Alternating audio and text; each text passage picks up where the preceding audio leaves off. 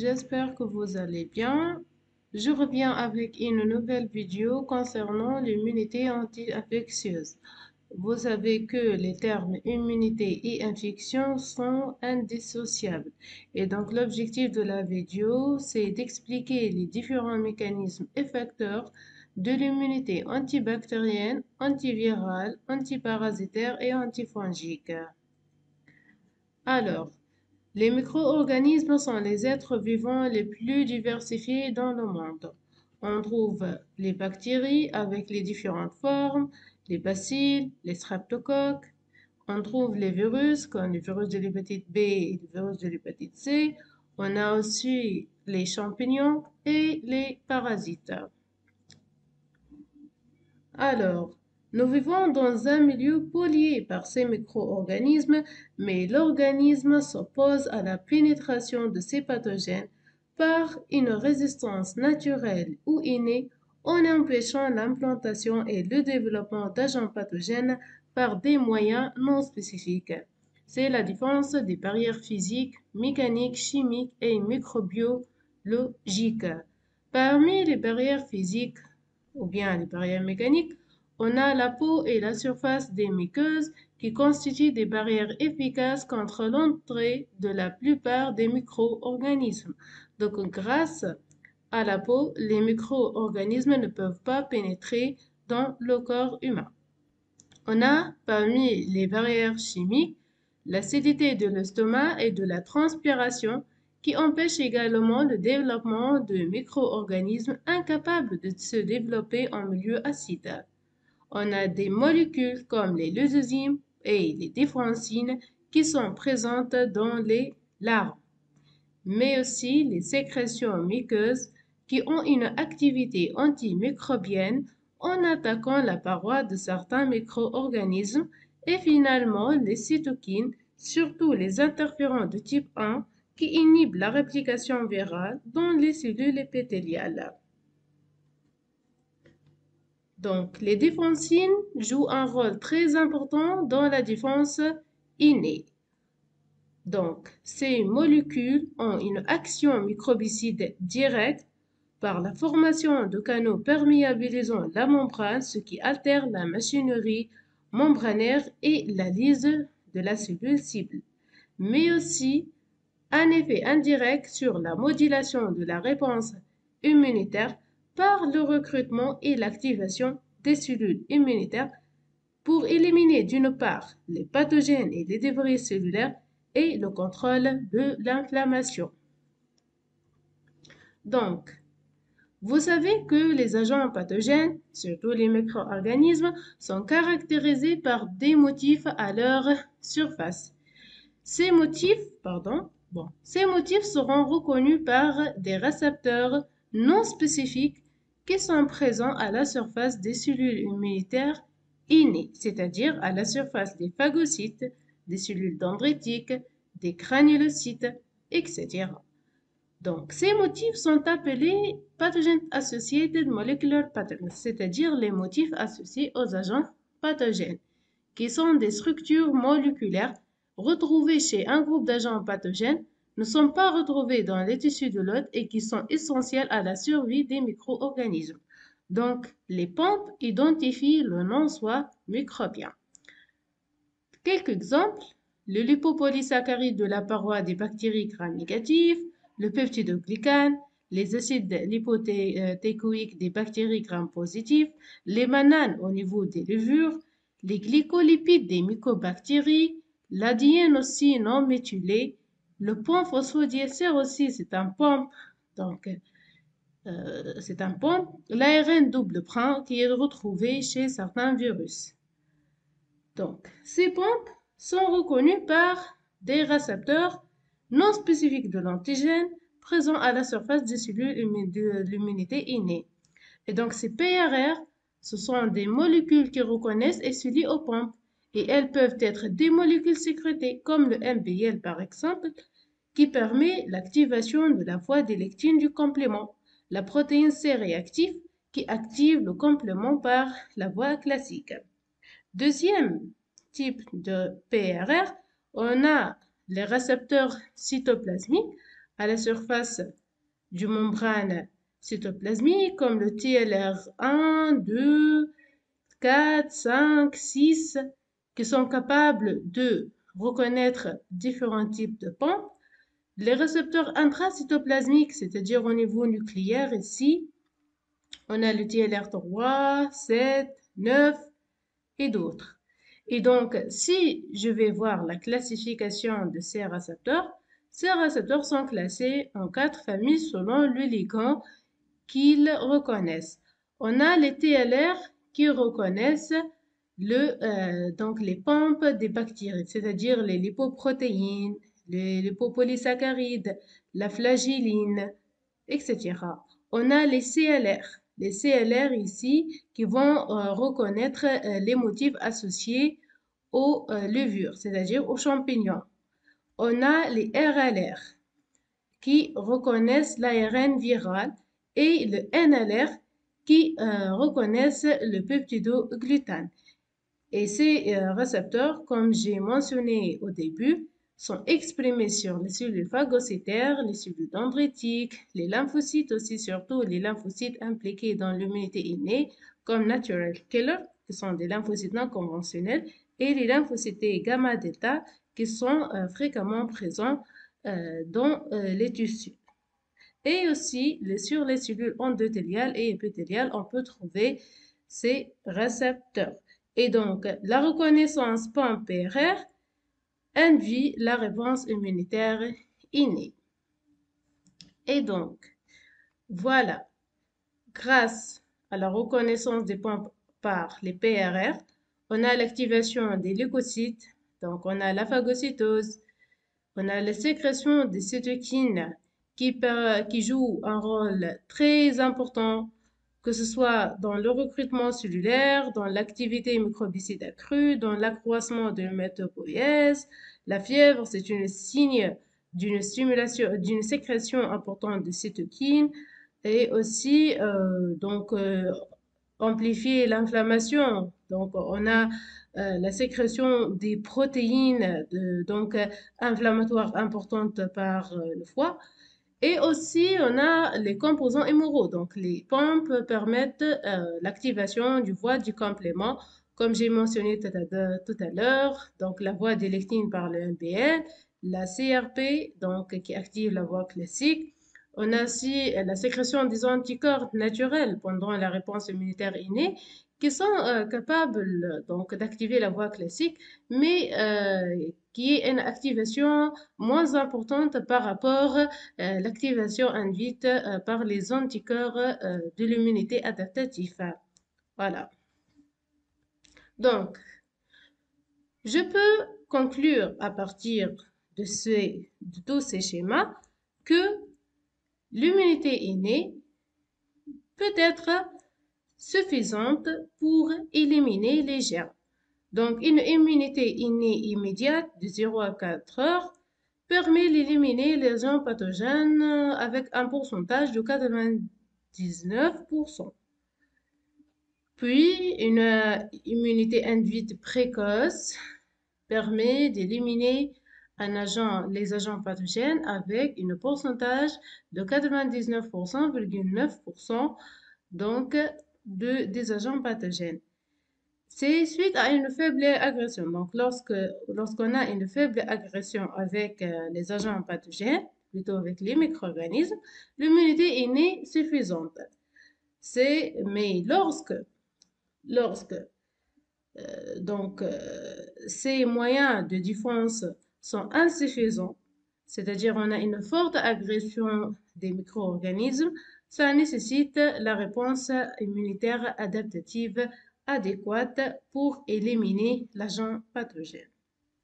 Donc, l'immunité adaptative fait intervenir des effecteurs cellulaires et des effecteurs immoraux. On a donc la réponse immunitaire à médiation cellulaire, surtout contre les pathogènes intracellulaires, et la réponse immunitaire immorale, qui est dirigée surtout contre les pathogènes extracellulaires, mais quand même, il y a une coopération entre les deux mécanismes de défense pour avoir une réponse immunitaire adaptative adéquate et efficace. Alors, l'immunité adaptative dépend de l'agent en cause. C'est pour cette raison qu'on a 4 types d'immunité selon l'antigène en cause. On a l'immunité antibactérienne, la réponse induite contre les bactéries, quelle que soit intra- ou extracellulaire, l'immunité antivirale contre les virus, l'immunité antifongique dirigée vers les champignons et l'immunité antiparasitaire contre les parasites. Je commence par l'immunité antibactérienne. Donc, l'immunité antibactérienne diffère selon le type de bactérie. Est-ce que la bactérie elle est à multiplication extracellulaire ou à multiplication intracellulaire? Donc, pour la défense innée, à part la défense des barrières, les cellules impliquées contre les bactéries à multiplication extracellulaire, on a surtout les cellules phagocytaires et le complément. Dans le cas des bactéries à multiplication intracellulaire, vraiment la phagocytose n'est pas importante par rapport aux bactéries à multiplication extracellulaire. De sorte qu'on a les cellules tueuses naturelles qui vont intervenir pour éliminer les bactéries intracellulaires. Bien. Passons maintenant vers la réponse immunitaire adaptative. Pour les bactéries à multiplication extracellulaire, la réponse humorale est plus importante par rapport à la réponse cellulaire. Et donc, c'est pour cette raison qu'on a les cytokines du type Th2 et les lymphocytes B qui se différencient en plasmocytes protectrices d'anticorps de différents isotypes. Donc, pour les bactéries à multiplication intracellulaire, la réponse immunitaire à médiation cellulaire elle est plus importante par rapport à la réponse immunitaire à médiation immorale.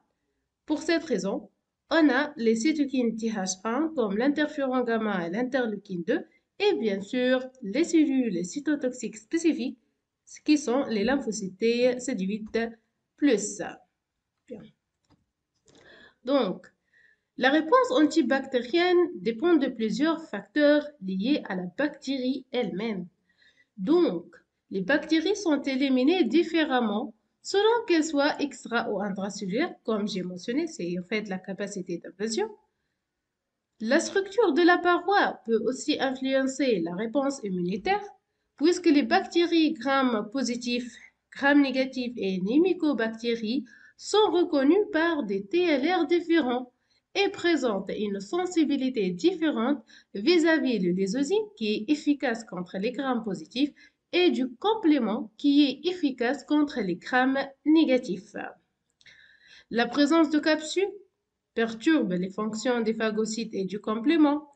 La production d'enzymes ou de toxines constitue des facteurs de virulence qui interfèrent avec la réponse immunitaire. Alors, je peux juste parler de quelques détails à propos de la réponse antibactérienne innée qui implique les cellules phagocytaires, le complément naturel killer et les lymphocytes cytotoxiques mais qui sont naturels, qui sont gamma, delta et non alpha, bêta, d'accord? Donc, les cellules phagocytaires, essentiellement par les polynucléaires neutrophiles pour les bactéries extracellulaires et les macrophages pour les bactéries intracellulaires. Donc, on a quelle que soit la bactérie donc extra ou intracellulaire, on a la phagocytose, mais ça diffère. Par exemple, pour les bactéries à multiplication extracellulaire, la phagocytose est importante pour éliminer complètement cette bactérie. Donc, sachant qu'il y a des mécanismes d'échappement à la phagocytose. Tandis que pour les bactéries à multiplication intracellulaire, la phagocytose permet l'apprêtement de cette bactérie pour le présenter par la suite aux lymphocytes et pour l'activation en fait de la réponse adaptative. Donc, le but de phagocytose, c'est de faire le complément, bien sûr, en association avec les anticorps, donc qui permet de léser les bactéries gram négatives extracellulaires. Les natural killers, bien sûr, qui sont des cellules cytotoxiques naturelles, qui produisent donc des substances cytotoxiques, mais qui produisent de l'interféron gamma et permettent l'amplification de l'activation des macrophages. Et finalement, les lymphocytes gamma delta qui détruisent les bactéries intracellulaires par leur activité cytotoxique. Voilà. Passons maintenant vers la réponse antibactérienne adaptative qui varie selon le pouvoir invasif de la bactérie et son aptitude à produire des toxines. Par exemple, les bactéries productrices de toxines, la réponse hémorale est très importante. De fait qu'il y a une production importante des anticorps neutralisants. Les anticorps neutralisants, ce sont des anticorps qui permettent la neutralisation des toxines pour le pouvoir invasif, c'est-à-dire intra- ou extracellulaire. Les bactéries extracellulaires, j'ai mentionné tout à l'heure que la réponse hémorale est plus importante. Donc, les anticorps vont empêcher l'adhérence, bloquent la prolifération de ces bactéries, activent le complément par voie classique, facilitent la phagocytose, neutralisent les toxines et les enzymes. Mais l'inverse pour les bactéries intracellulaires, où la réponse cellulaire est importante par rapport à la réponse hémorale. On a donc le recrutement plutôt et l'activation des cellules, des macrophages, des lymphocytes TH du type 1, les natural killers, les lymphocytes cytotoxiques. Donc il y aura une coopération très importante entre les cellules de l'immunité innée et adaptative en même temps, d'accord? Donc, juste une image. Donc, ici, la réponse contre les bactéries à multiplication extracellulaire. Voilà, on a la phagocytose, neutralisation. La DCC, c'est la cytotoxicité dépendante d'anticorps. Donc, ici, lorsque l'anticorps se fixe sur la bactérie extracellulaire, il y aura le recrutement d'une cellule cytotoxique qui se fixe sur cet anticorps et elle va lyser la bactérie par cytotoxicité.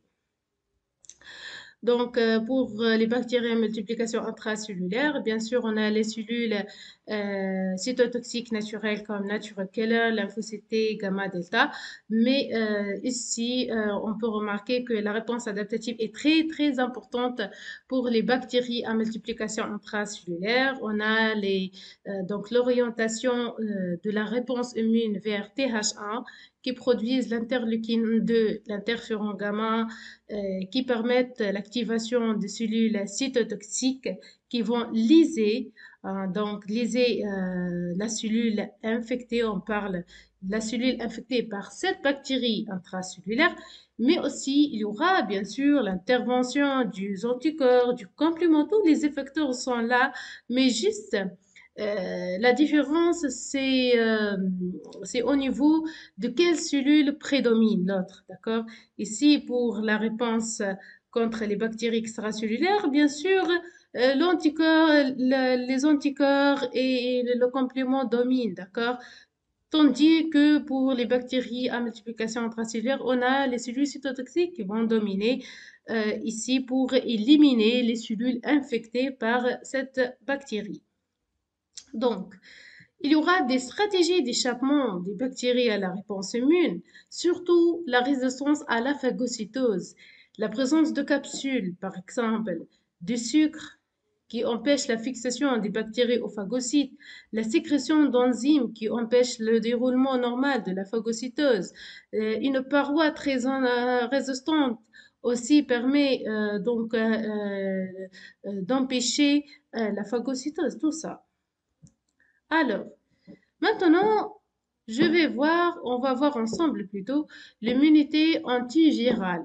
Alors, vous savez tout d'abord que les virus, ce sont des pathogènes, ce sont des micro-organismes à multiplication intracellulaire obligatoire et donc logiquement que la réponse cellulaire, elle est plus importante par rapport à la réponse hémorale. Mais bien sûr, c'est pour cette raison que Pour la réponse immunitaire innée, on a les cellules tueuses naturelles et surtout la sécrétion des interférents de type 1 qui sont doués d'une activité antivirale très importante par rapport aux interférents gamma. Pour la réponse immunitaire adaptative, on a donc la défense des lymphocytes, surtout les lymphocytes cytotoxiques et les lymphocytes TH1. Alors, on a presque une vingtaine de cytokines impliquées, surtout les interférents de type 1 alpha-bêta, c'est-à-dire qui sont produites par les cellules infectées et les cellules dendritiques ayant un état antiviral important, la stimulation des cellules NK. On a le facteur du nécrose tumorale alpha qui permet l'activation des neutrophiles. On a l'interleukine 2, l'interleukine 6 qui sont des cytokines pro-inflammatoires, d'accord? On a l'interleukine 12 qui permet la stimulation des cellules NK, mais aussi l'orientation de la polarisation de TH0 vers TH1. On a l'interféron gamma qui permet l'activation des macrophages, mais comme j'ai mentionné, que son état antiviral, il est présent, c'est vrai, mais qui est moins important par rapport à l'effet antiviral induit par l'interféron de type 1. On a les cellules sentinelles donc, qui vont produire aussi les cytokines et qui permettent l'internalisation et l'apprêtement des antigènes viraux et la migration dans les ganglions lymphétiques pour informer les cellules T et B, c'est-à-dire pour activer, pour présenter donc l'antigène aux cellules T surtout parce que les cellules B donc permettent la reconnaissance de l'antigène indépendamment d'une présentation antigénique. Les cellules NK aussi jouent un rôle très important dans la défense antivirale, donc qui vont liser les cellules infectées donc par cytotoxicité naturelle, par ADCC, mais aussi permettent la sécrétion d'interférons gamma, du facteur du nécrose tumorale alpha et d'autres cytokines. On a le complément avec les anticorps naturels, l'activation, c'est-à-dire de la voie classique du complément, qui permet la lyse des cellules infectées et la lyse des virus enveloppés. Donc, la réponse immunitaire antivirale adaptative, qui est surtout à médiation cellulaire. Donc ici, après l'apprêtement donc, des virus et des protéines virales par le macrophage surtout, ou bien la cellule dendritique, il y aura présentation de cette peptide antigénique au lymphocyte T naïf et CD4 plus naïf et CD8 plus naïf. Donc, les lymphocytes T CD4 plus vont se différencier en lymphocytes TH de type 1 qui vont produire l'interleukine 2, l'interféron gamma et de l'interleukine 12.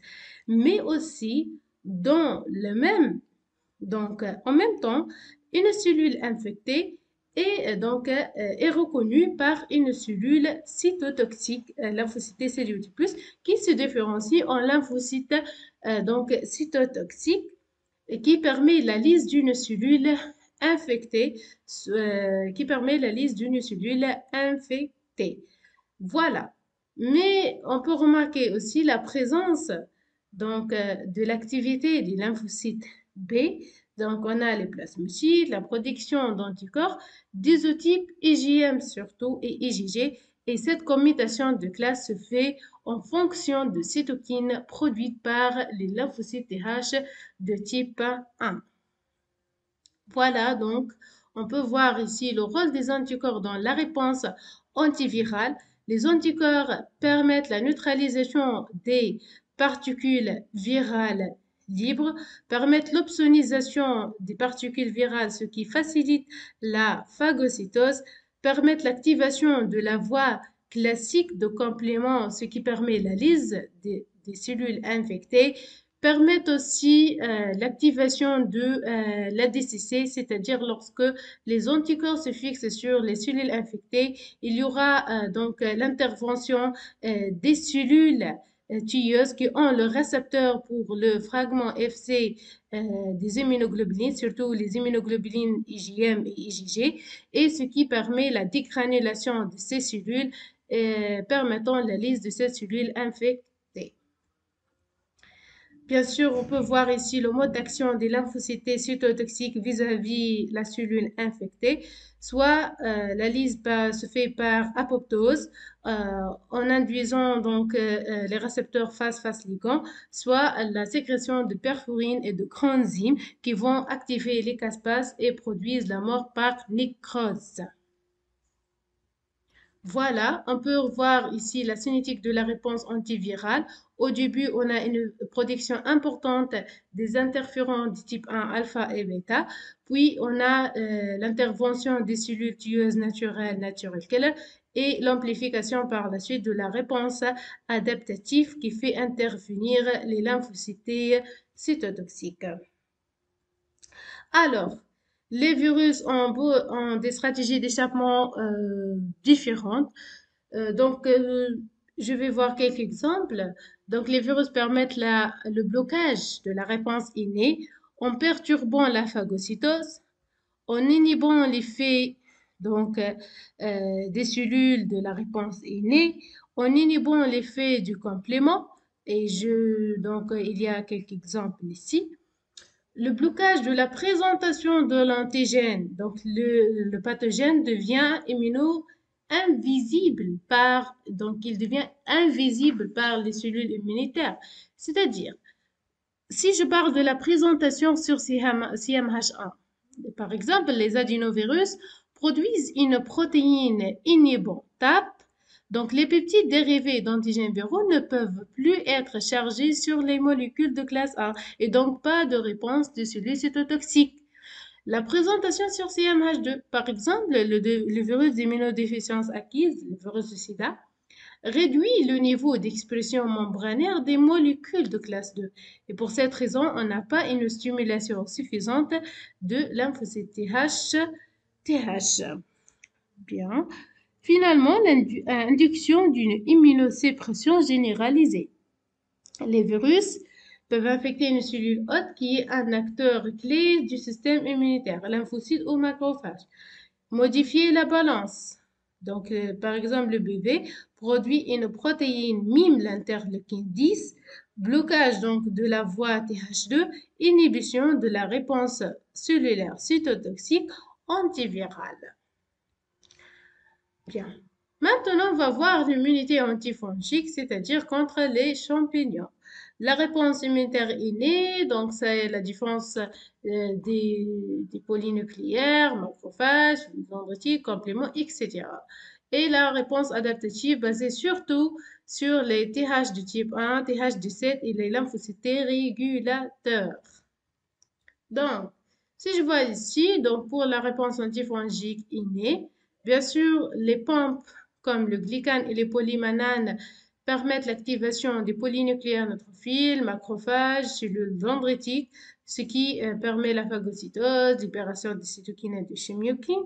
Le zymosane qui est présent à la surface des levures donc, et qui est reconnu par le dectine 1, donc c'est un type de CLR, voilà, c'est un type de CLR, donc qui permet l'activation de la réponse antifongique innée.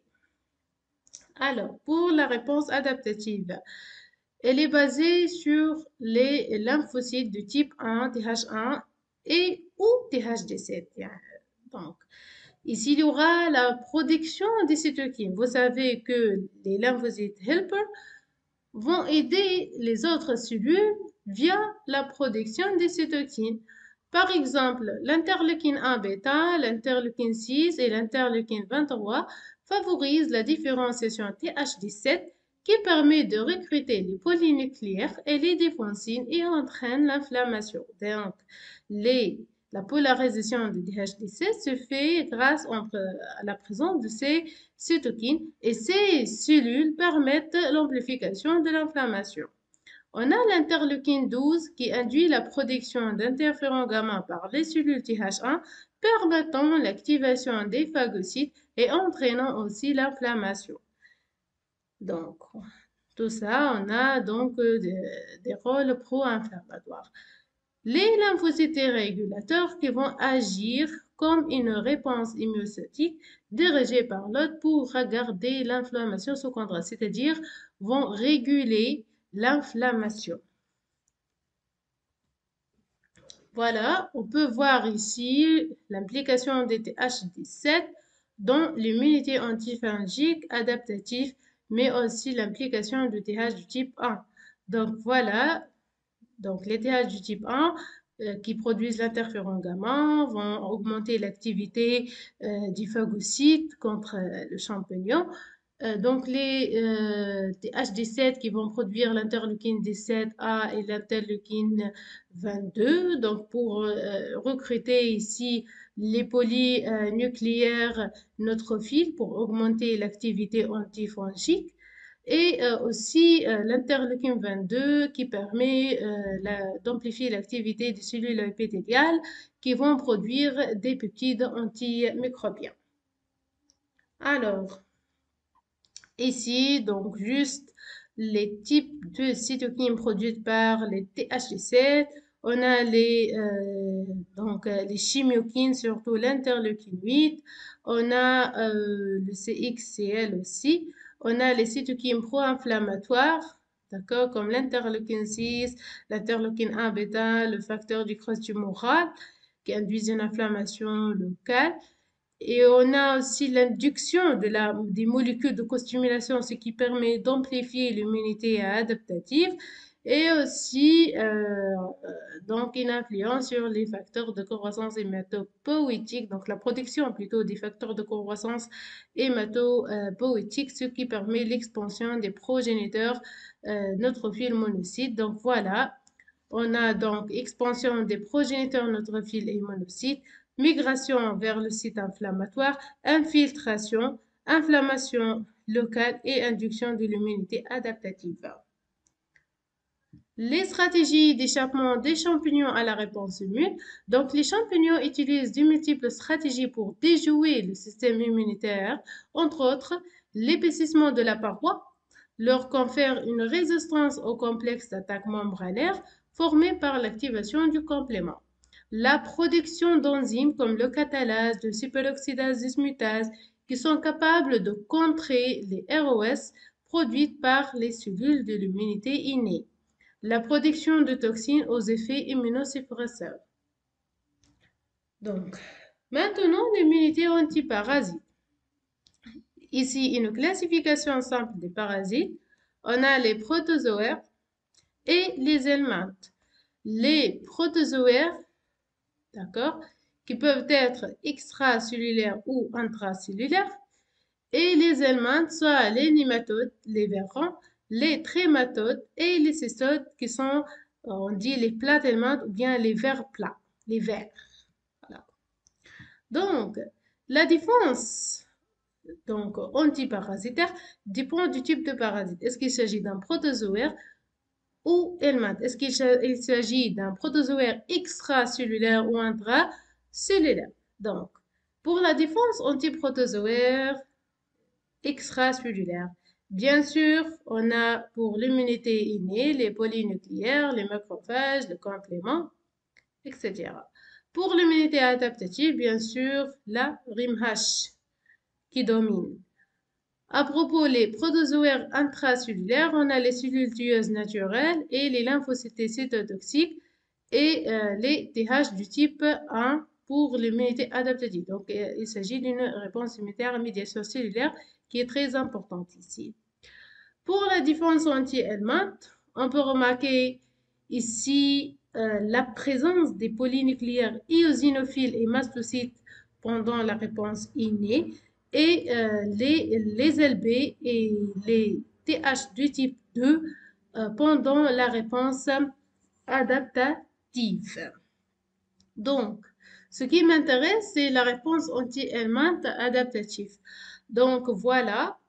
Ici, lorsqu'on a une agression de l'organisme par un helminthe, il y aura le contrôle, bien sûr, de cette pénétration par les cellules préexistantes, mais aussi il y aura l'activation des TH et leur polarisation vers TH2 qui vont produire différentes cytokines intervenant dans la commutation de classe d'immunoglobulines vers les IgE surtout. Et ces IgE permettent la fixation sur le parasite. Bien sûr, les mastocytes et les polynucléaires eosinophiles ont des récepteurs pour le fragment Fc des IgE, qui est le Fc epsilon récepteur.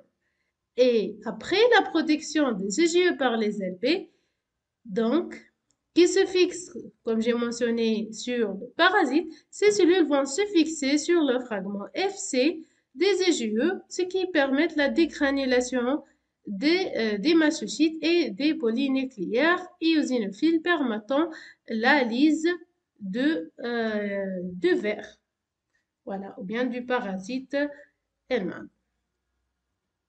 Donc, parmi les stratégies d'échappement des parasites à la réponse immune, on a les variations antigéniques qui leur permettent d'échapper aux lymphocytes et aux anticorps spécifiques, comme le cas de Plasmodium, qui est donc un protozoaire, l'inhibition du phagolysosome et l'immunosuppression.